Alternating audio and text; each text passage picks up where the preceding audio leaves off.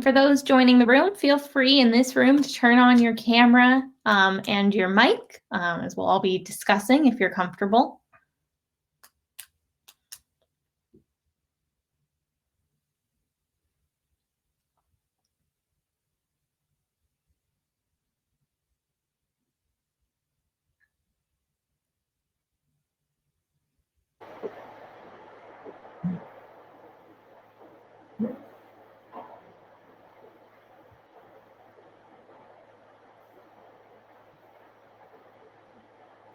Hello.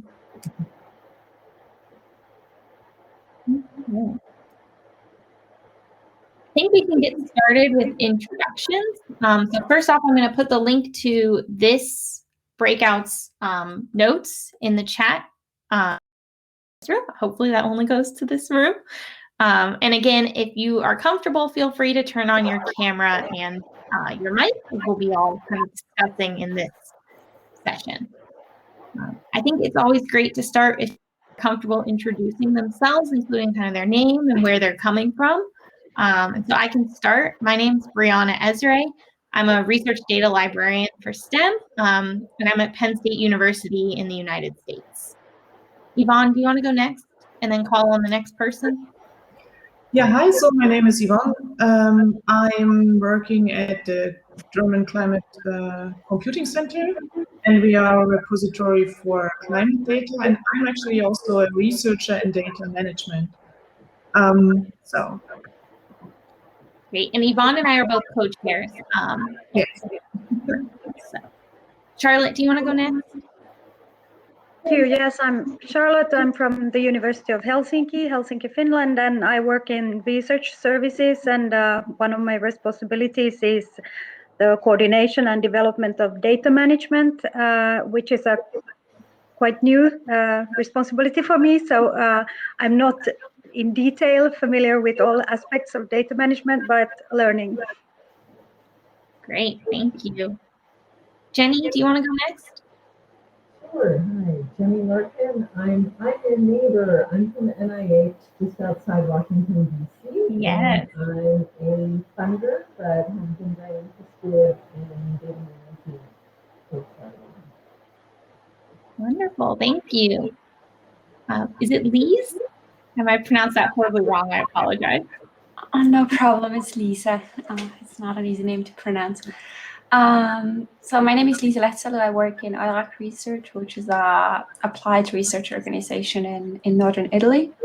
I'm a research support officer, but one of my main focus areas is open science and support to open science, including then strategy and policy development about research data management and support to researchers around research data management. Thank you. Okay. Oh, we cannot hear you. There you are. Okay, I'm Heike Görzig from the Helmholtz Center in Berlin, and yeah, I do research management there. Supporting the scientists, and we are about to have an instance for to do some for data management planning tool, and therefore we want to develop a discipline specific data management plan.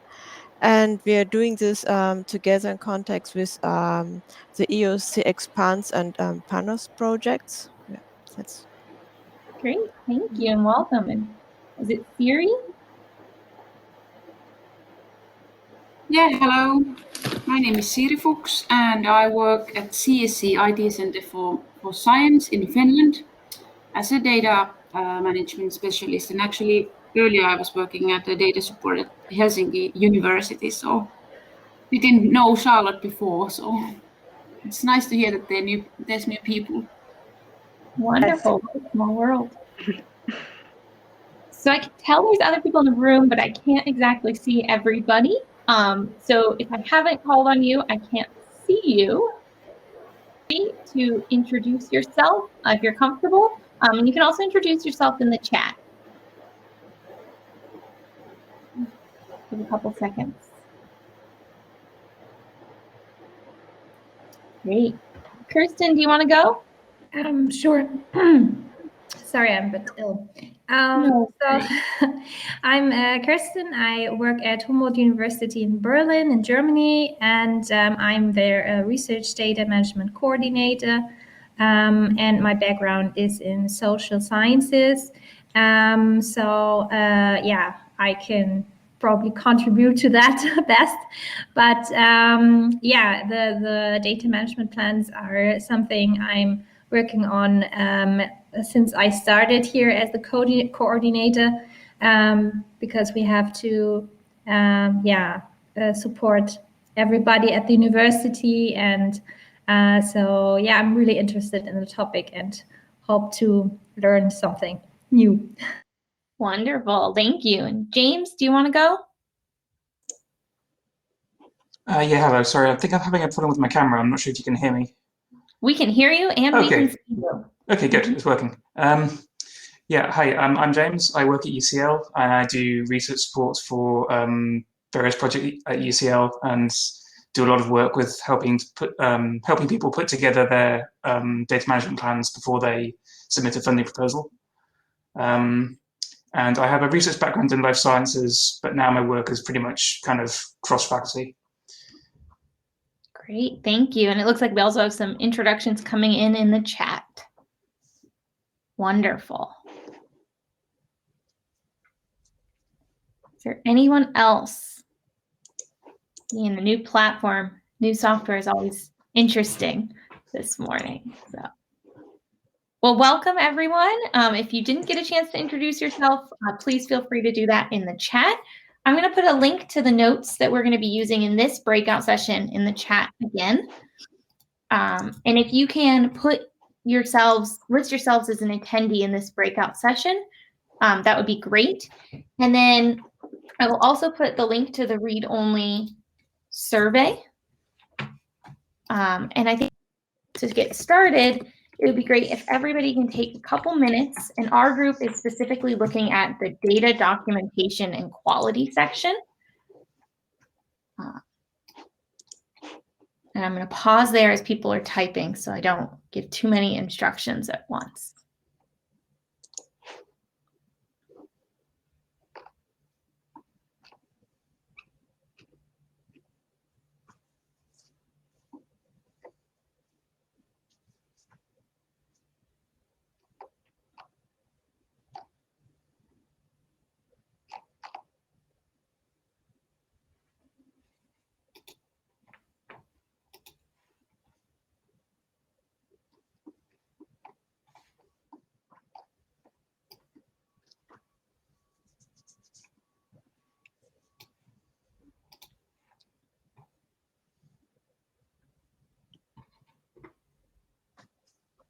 Okay. So as you go over to the survey, specifically, as I mentioned, we are going to be focusing in this breakout session on the data documentation and quality section of the survey. And we are going to ask that you take about 5 minutes to look through these, considering things, are there questions asked relevant enough to discipline-specific needs? What other information would be interesting to collect? And what should be changed in the survey and why? And once we kind of come back as a group, we can start kind of discussing, answering those questions. And thank you, Jenny, for already identifying something for us. Are there any questions about what we are doing?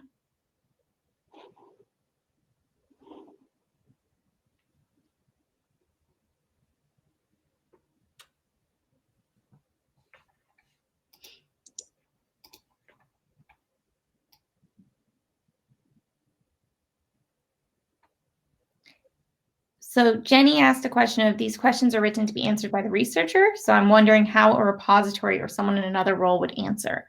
This is something we have also been discussing in our working group. Originally, we wrote it from the perspective of a researcher, but we've been trying to figure out, would it be best to have two separate, like a branch survey where you slightly worded different questions depending on the role, so the position, or if it would be better to ask generalize the question so that anybody can answer it. So if you have ideas on that, that would be great to hear. So this is funny. I'm thinking maybe I like your first idea because if you are a researcher, you're looking through it at the lens of your specific project that you need to write a documentation for. And your possible answers range from clearly someone who doesn't have the faintest clue over to someone who has best practices. But then you have another set of people that I think you volunteer from, actually a couple of them. One set might be the data librarians, for lack of a better word, and institutions. It might be, you might want to hear from major repositories who actually take on the job of managing the data for the researchers. You might want to hear from funders or someone else. And for all those other roles, a lot of these questions either aren't right or aren't posed right. Mm-hmm. That's some great. And add that to the discussion notes, or if you're able to, if you want to add that in our discussion, so we have documentation on it as well, that would be fabulous.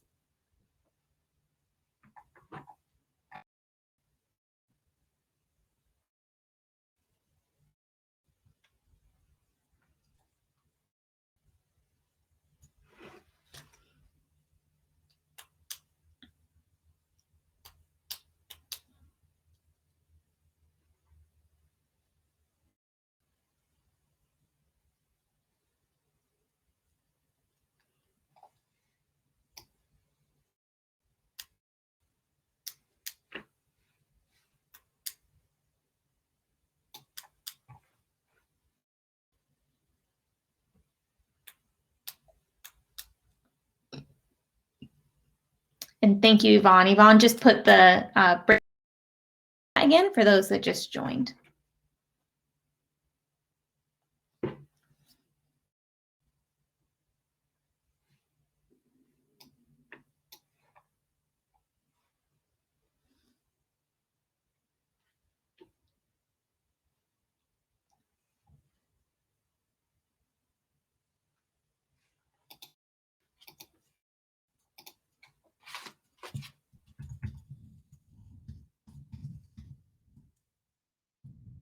Can I ask a question in terms of how you plan to distribute the survey?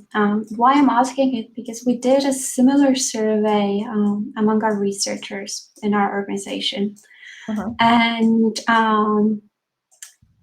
there were a lot of issues of researchers not understanding the questions because using rather specific data management jargon that for all of us makes complete sense, but for some researchers doesn't necessarily make sense. And as I'm going through these questions, I'm kind of like revisited by that memory, and I see that there are again there are questions that I suspect that maybe some researchers don't understand unless they're already quite familiar with data management. Mm-hmm. So that's a great question and comment. And my to jump in if I'm misrepresenting, is that we're still figuring out how best to distribute it. I think a lot of it would be asking people as part of this, members of this group, to distribute in their networks. But we actually will be having a question following this breakout, so we can start discussing this here of where you think would be best to distribute it. And I think also you've brought up a really great point of, depending on the researcher's background, their discipline, some of this might not make sense. And so have you thought of, from your experience, strategies of how to kind of alleviate that while still having a general survey that can go out? So I mean, this broad-based survey, I just find it very, very difficult, because especially if it's a survey where you want people from different disciplines to respond, because the way we have ended up approaching it is that we also do a lot of interviews and just talk to people one-on-one. And then, then you also end up, for example, I just recently talked to a lawyer, and with like 5 minutes into the conversation, realized that we operate under completely different definitions of what is data. So we first had to, come to a common definition, and those, situations emerged again during the interview, that we first had to really understand what we are talking about. And so I wonder, and that's obviously then a completely different method already, and much more time intensive than a survey. But I don't know if adding definitions to a survey is also something that's very makes it very heavy going. But yeah, it's just a comment of something to keep in mind, because then that also then affects how you interpret the results, right? Exactly.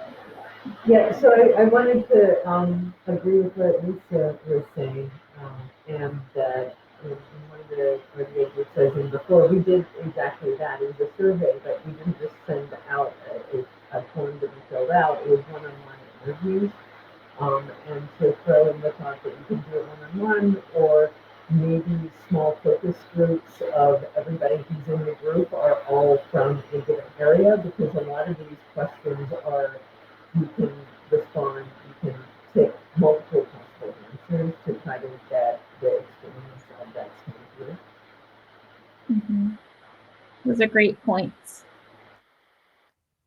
Also, I am trying to take all your points and put it in the notes, but feel free to edit what has been written if I don't get it quite right.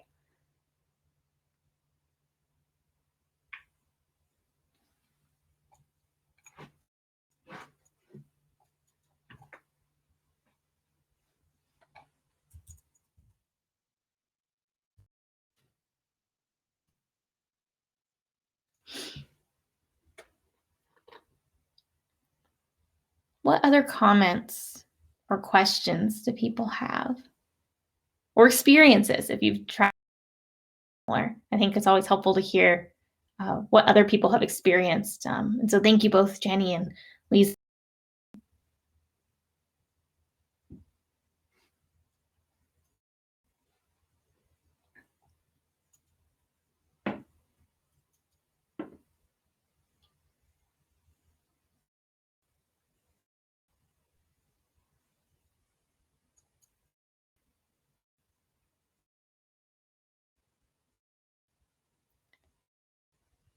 When looking at the questions, do you think that if we can get them where it's relevant, let's think about it just from the researcher perspective, because that's how the questions are written. You look at those, do you think they're relevant enough to get discipline-specific needs? So are the questions actually get at a discipline's needs or understanding?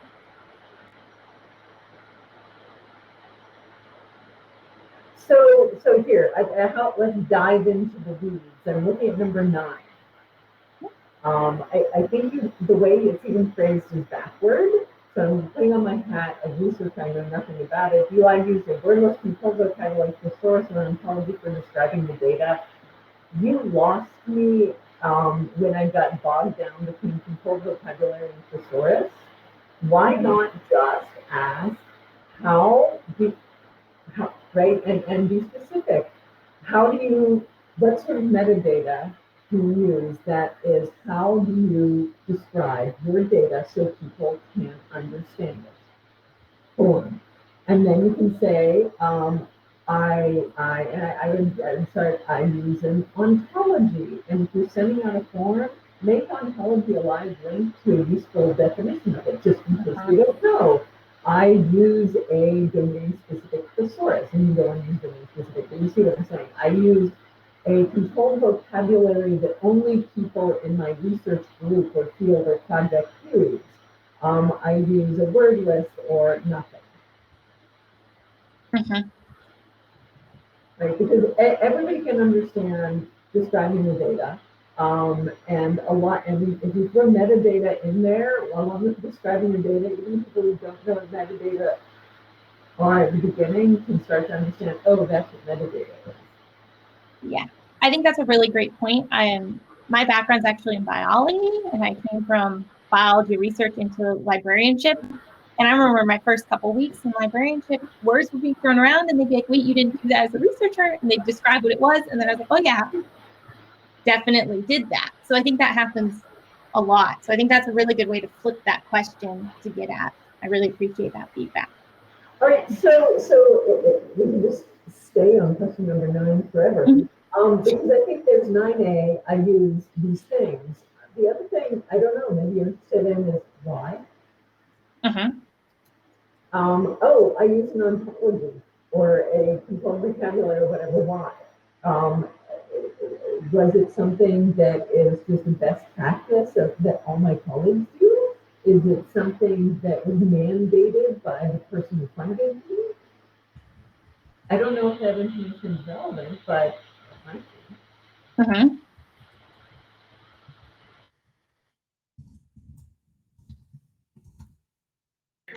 I was thinking, should there maybe be a like not applicable alternative, sort of not applicable for my discipline, something like that, so that everybody can answer every question, so that it's not unclear if somebody has completed the form or not.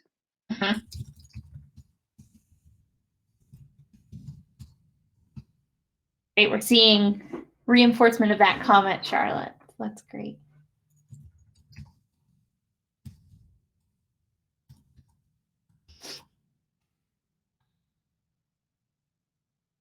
Now, number 10.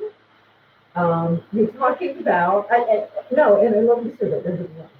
You're talking about what sort of documentation you have for the code. And that's a great thing to ask.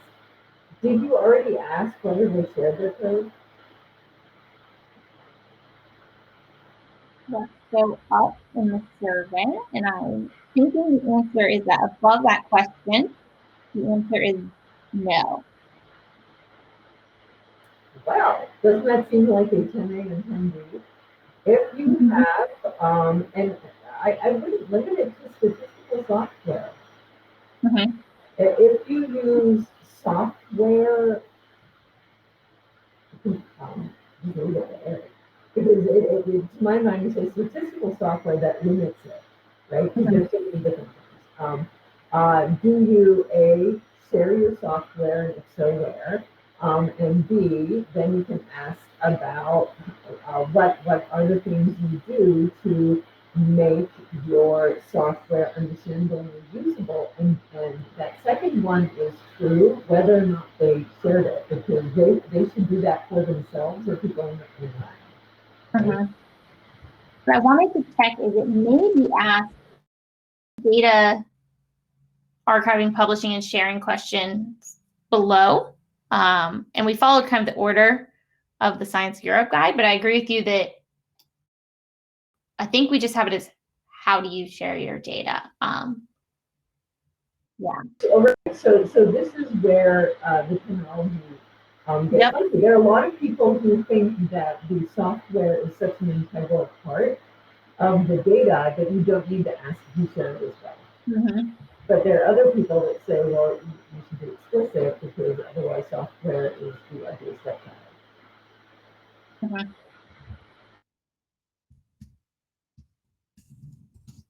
I tried to make a note in the chat that was kind of splitting that question would account for those software is not thought of as data. Is that what you were getting at, Jenny? Just check. I think so. Okay.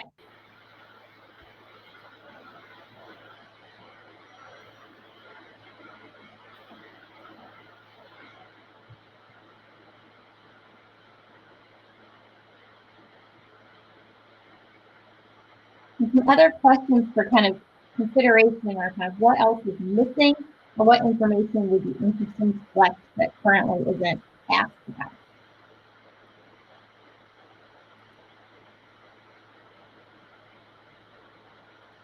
And we do have 20 more minutes, so it's totally fine to get into the nitty-gritty of specific questions or things that you wish were asked.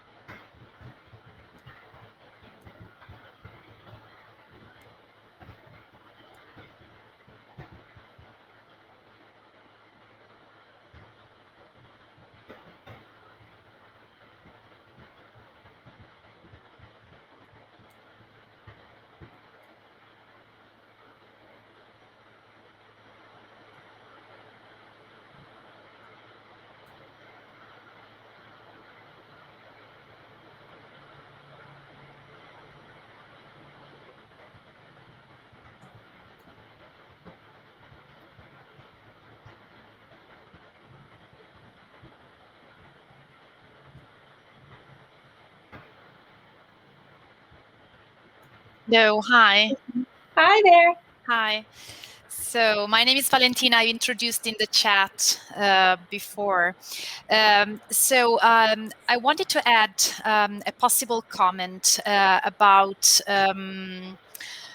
well, that might be relevant for some disciplines, but not for others. So when you acquire experimental data and you make experiments just to, with a specific scientific question in mind, you have to ensure that the numerosity and the number of experiments that you make and the quality of the data is enough to answer that specific question, especially from a statistical point of view. So I would add something that, and I don't have any precise question in mind, but I would think of asking something about how do you ensure that the data that you collected are statistically sound for the scientific questions you would like to answer, in terms of that you are acquiring the amount of data and the data that are enough and just to answer the specific question that you want to address. Yeah, that's a great point. Fully flesh out how you ask that question, but I think that that's a really valuable question to ask. Also, I'm seeing that people are putting comments in the Google Doc. That's great. Feel free to continue to do that as well.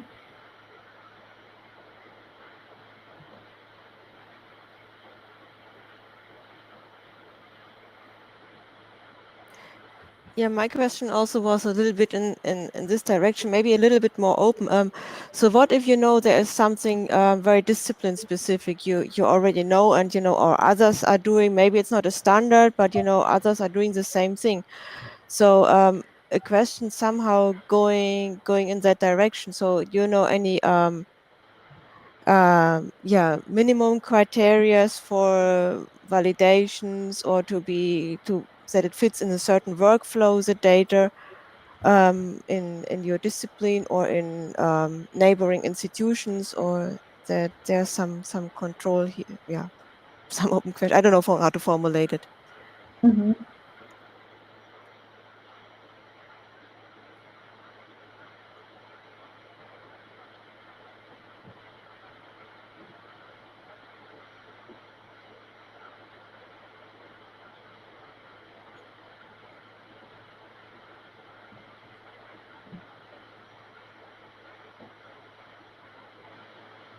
Okay.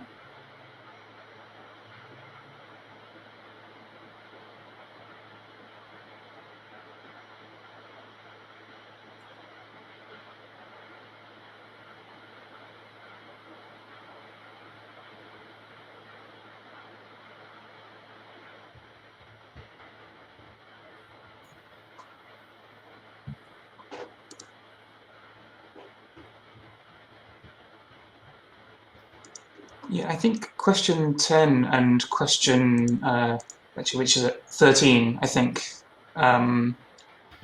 it's a bit weird the way they're sort of completely separate from each other, because if you're producing software and you want to make sure it's properly documented so it's understandable, you also need to be producing probably README files and things to go along with that software. Unless it's very, very simple, maybe, in which case maybe just some comments are okay. But I think if it's anything other than the simplest of scripts, I think it probably needs some sort of separate document with it. Right. Yeah, that's a great point.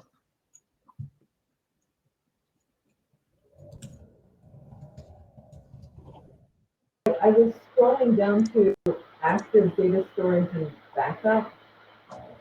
I think maybe there are some assumptions that it would be helpful if you put out there, because I'm seeing you have an active data storage and backup versus the data archiving, publishing, and sharing. And I was going through in order, so I didn't. Right, what do these two sections mean to you, and help the person going through the survey to understand how to differentiate them? Right, whoever wrote this clearly has a very clear understanding of what active data storage means, and that it is different from data archiving. Not everybody shares them. Mhm. I think this is a key point because, for example, in our internal service, this is a key confusion point. So people confuse active storage and archiving all the time, but all the time, really. So to be very clear on those two things. Yeah, that's a great point. Are you thinking, and Jenny, I apologize if you said this because it cut out a little bit for me. For both of you, would you think the best way to do that is maybe have section headers that kind of describe exactly what we are asking for in that section, or like consider that this is the page where your data will be collected or something like that? I think something like that. This was episode 2 of active data storage and backup. This is blah, blah, blah, blah, blah. Mhm. Okay. Data archiving, publishing, and sharing. This is, making the subset of data that you're going to make available to share, to publish and share with the rest of the community. What you do to do a good job here, or whatever you say. Mhm. Yeah, I would agree with that. I think that would be, it's just like little subheadings.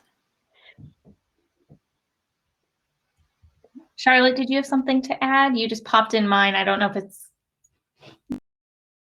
but. No, no, I just, my family is running around here, so I had to turn off the camera. I put on the audio accident. No worries Yeah. at all. Yeah. So for the active data storage and backup, I would suggest an additional question. Mhm. So you're asking what part of your data do you do active data storage and backup? And of course, you would search yay. And do you back up your research data, yes or no? And how often? What you didn't ask is how long do you keep and maintain active data storage and backup? Mhm. Do you keep that for 6 months, a year, 3 years, forever, until the end of the project?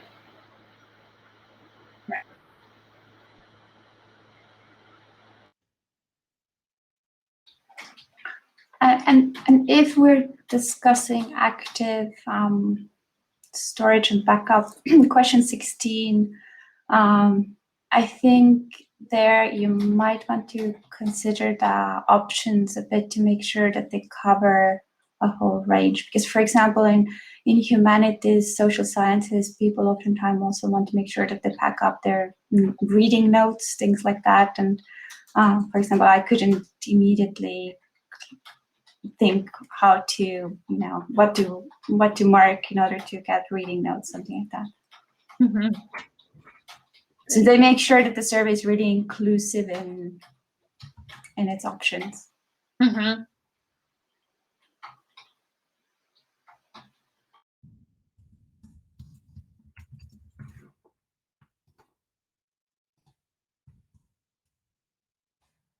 Awesome. We have about 8 more minutes, so I think we can take a couple more comments.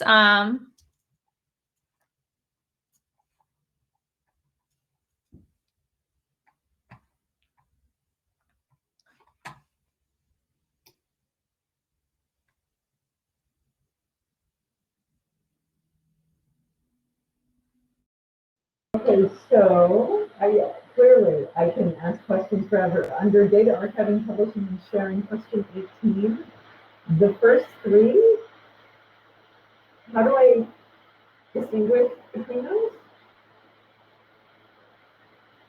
Yes, I have a disciplinary storage solution called X. Yes, long-term preservation I use X. Yes, for data publishing I use X. Right. I think those are asking the same thing. Well, they might be asking different things. I don't know. But if they are, I would say make it clear. Mm-hmm. I liked someone it might have been you mentioned earlier, the idea of links and links out for definitions, for clarity, if we have for things that are hard to differentiate for reference. But I agree with you; that's not clear to me either. So.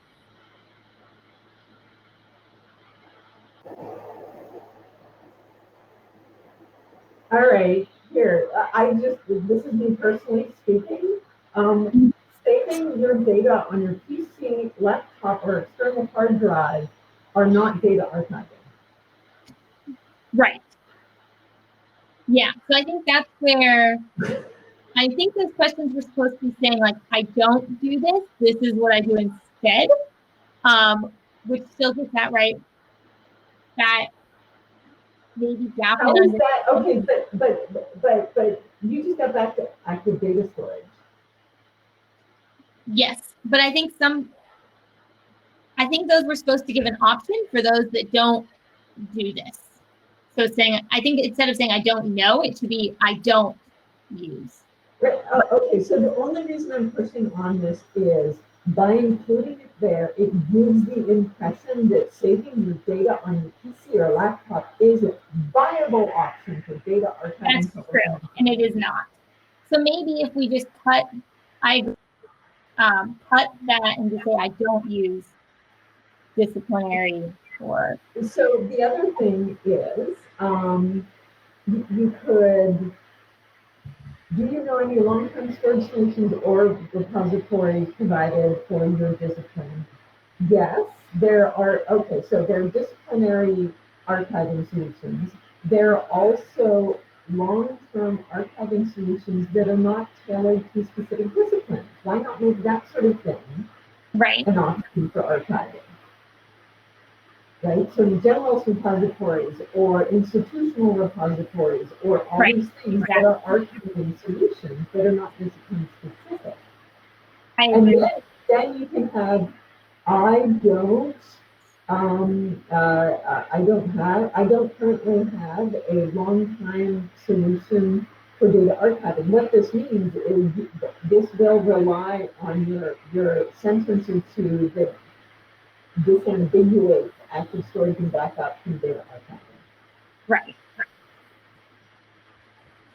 I don't know, those are just my thoughts. So I agree with you, and I think that that's in creating the survey, right? This is why we want to get extra feedback, because we're all kind of working on it in different time periods and points, and so things get missed. So it's really great to have the nitpicking. So I really like questions 19 and 20. Right. So I'm wondering, I just don't quite understand, what is the value add of question number 18? Right, because I think it gets at that question of handling.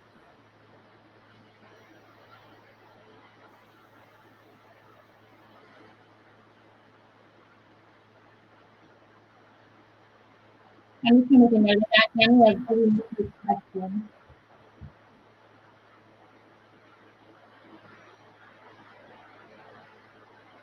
For number 20, I love your solutions. I would say consider adding one more checkbox. I share my data via a disciplinary platform named X. I share my data via an institutional provider named Y. And I would put in, I share my data via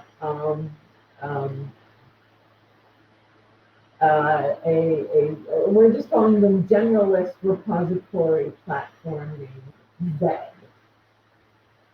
Right, because that is different from sticking it in Dropbox. Right. Right? So I would differentiate them.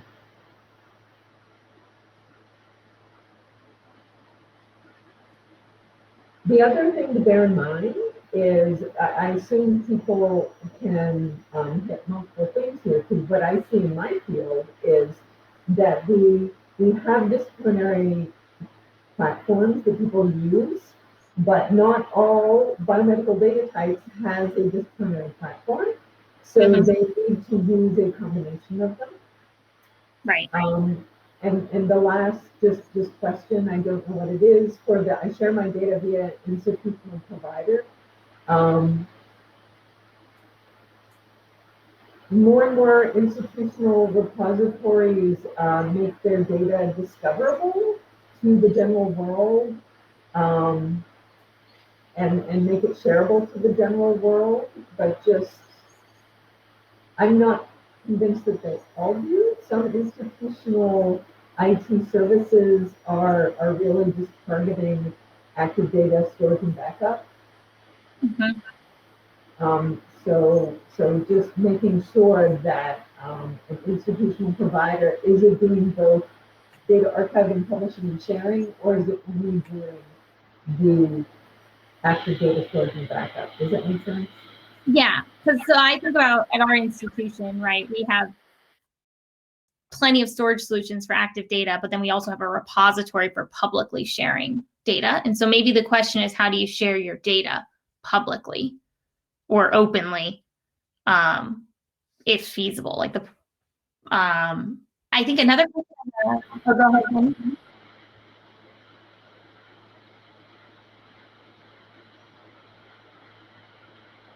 The other question I had is the terminology of general repository something used outside of the institution? I'm just not sure about.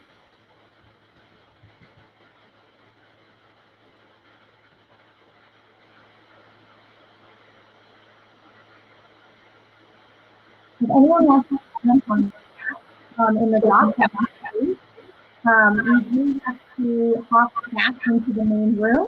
And I want to just thank all of you for your great feedback, both here in the breakout session as well as on the document. This has been wonderful.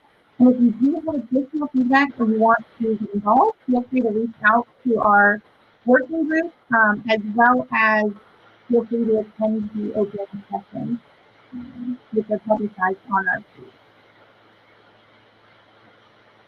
Okay. Can other people mute if you are not talking?